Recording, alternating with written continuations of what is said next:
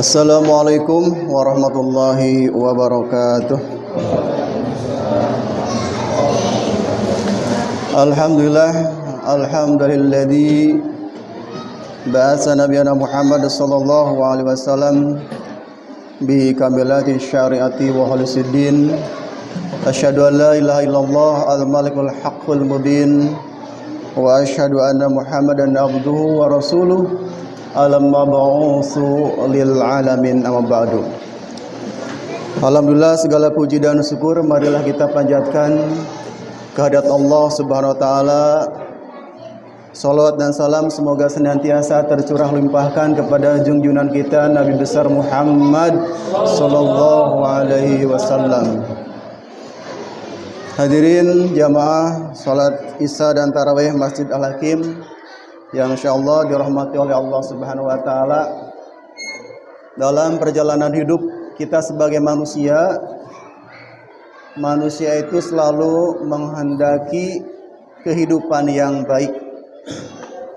Bahkan kalau ada seorang pencopet atau pembegal jalanan yang ditanya oleh polisi ketika dia mencuri, "Kenapa kamu mencuri atau membegal?" Jawabannya satu, "Saya pengen beli ini, pengen beli itu." Yang artinya dia itu ingin hidup lebih baik.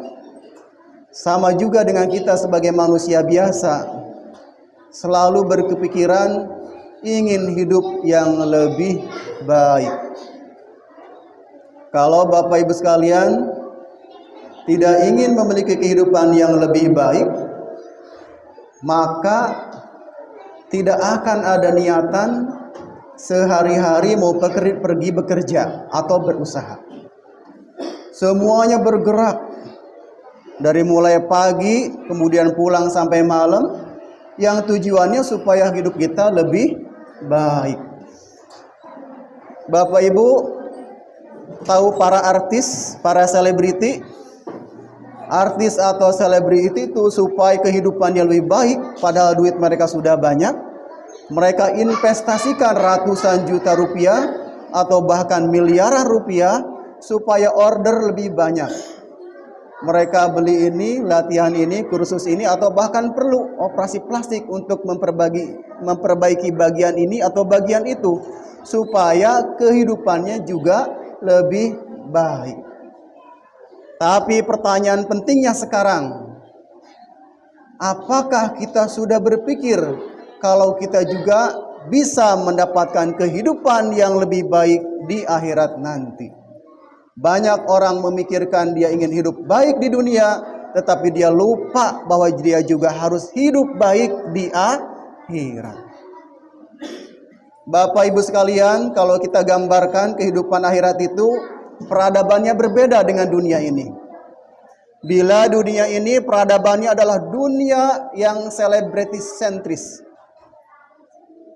dunia yang glamor sentris, dunia yang berkiblat kepada kedudukan, kepada harta, kepada kecantikan, kepada ketampanan, kepada popularitas dan sebagainya. Dunia diatur dan dikendalikan magnet-magnet kehidupan oleh mereka-mereka ini, atau juga yang mungkin yang mendapatkan kekuasaan. Tetapi kalau peradaban akhirat,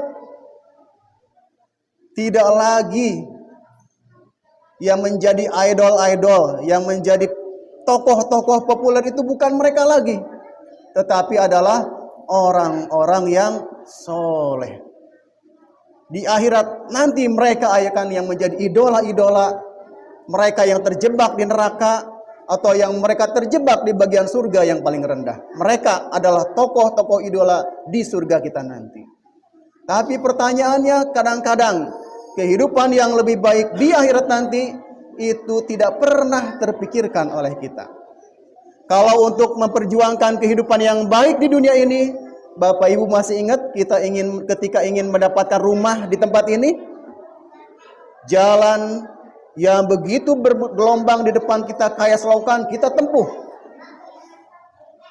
Bahkan berani pulang malam, yang penting kita dapat rumah idaman. Cuman di sini ada sedikit perbandingan. Maksudnya bagaimana Bapak Ibu sekalian? Bila di dunia ini saja kita ingin mendapatkan kehidupan yang baik, misalnya, contohnya kita ingin mendapatkan rumah di Pondok Indah. Kemudian kita cek gaji kita, rekening kita, peluang karir kita. Oh, ternyata uang kita, gaji kita belum tentu memenuhi. Turun lagi target kita, cari rumah di dekat Ciputat misalnya. Ternyata belum juga tercapai. Rumah di Ciputat ada dari mulai 400 sampai 1 miliar lebih ke atas. Terus ke pinggir lagi sampai kita ketemu tempat ini yang cocok pas dengan dompet kita. Baru kita merasa, oh ini ternyata kehidupan yang pas buat saya, kehidupan yang baik buat saya. Nah sekarang pertanyaannya buat Bapak Ibu sekalian, sekali lagi pertanyaannya buat Bapak Ibu sekalian yang ada di sini, kira-kira kita nanti menempati surga bagian yang mana?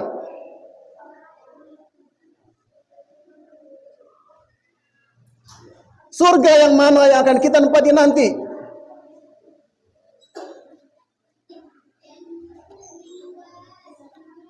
Salah satu cara mengeceknya adalah dengan membandingkan kualitas amal kita dengan syarat-syarat masuk surga di tempat itu. Menurut para ahli tafsir, ada 4 tingkatan surga. Mari kita cocokkan dengan kualitas amal dan kualitas iman kita semua. Dalam satu ayat yang sangat populer, kita sering mendengar sebuah kalimat atau sebuah ayat, Bismillahirrahmanirrahim, wasari'u ila maghfiratin min rabbikum wa jannatin arduhas samawati wal ard uiddat lil muttaqin. Dan bersegeralah kalian mendapatkan ampunan dari Tuhanmu dan surga yang luasnya seluas langit dan bumi yang diperuntukkan untuk orang-orang yang muttaqin.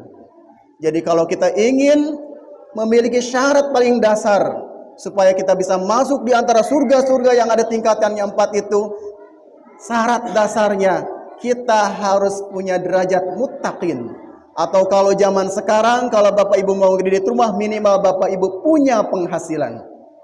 Yang perlu kita cek adalah berapa penghasilan kita ketika kita ingin mendapatkan rumah idaman. Begitu juga yang perlu kita cek, berapa kualitas keimanan kita, berapa takwa kita ketika kita ingin mendapatkan surga idaman. Menurut ahli tafsir, derajat surga yang pertama yang paling tinggi adalah surga Aden.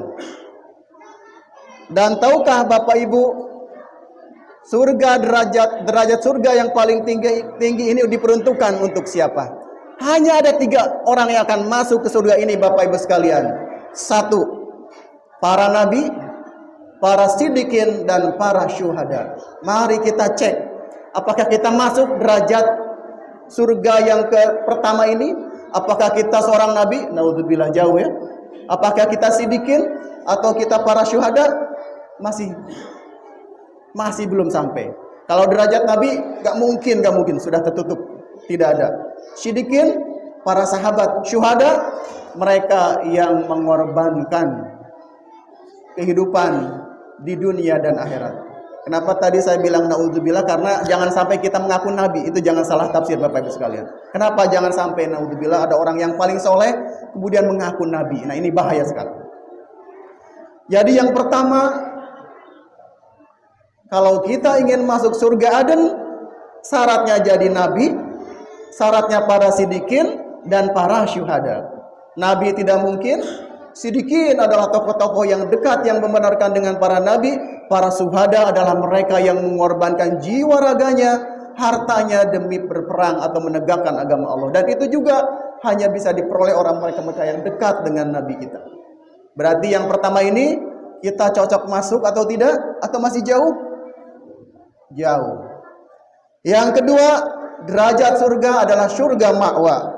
Dalam surat As-Sajdah ayat 15 dan 9 dikatakan, adapun orang-orang yang beriman dan mengerjakan amal soleh, maka bagi mereka adalah surga ma'wa, tempat kediaman, sebagai pahala terhadap apa yang mereka kerjakan. Di sini di garis besar, yaitu yang beriman dan beramal soleh.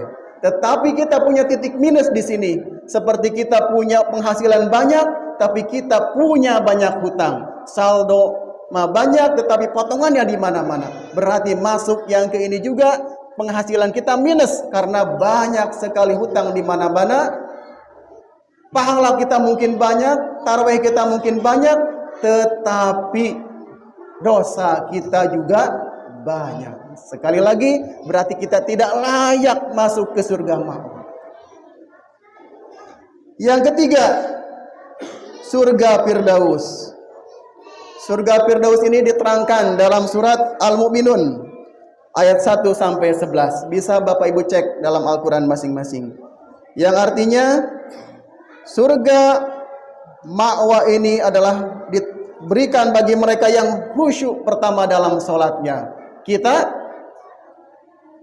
ada masalah tadi siang saja terus terbawa-bawa dalam sholat. Sekali lagi gagal. Orang yang menjauhkan diri dari perbuatan yang tak bermakna. Jadi seluruh kehidupan orang yang masuk ke surga ini adalah yang mengisi kehidupannya dengan penuh makna. Kalau kita, coba kita cek dari bangun pagi sampai kita tidur lagi, berapa yang kita gunakan untuk kegiatan-kegiatan bermakna. Ada yang kita gunakan untuk ngobrolin orang, ada yang kita gunakan untuk menggunjing orang, atau ada yang kita gunakan untuk sekedar nonton hiburan yang tidak jelas. Dan banyak-banyak lagi syarat-syarat untuk masuk surga ini. Yang keempat adalah surga Naim.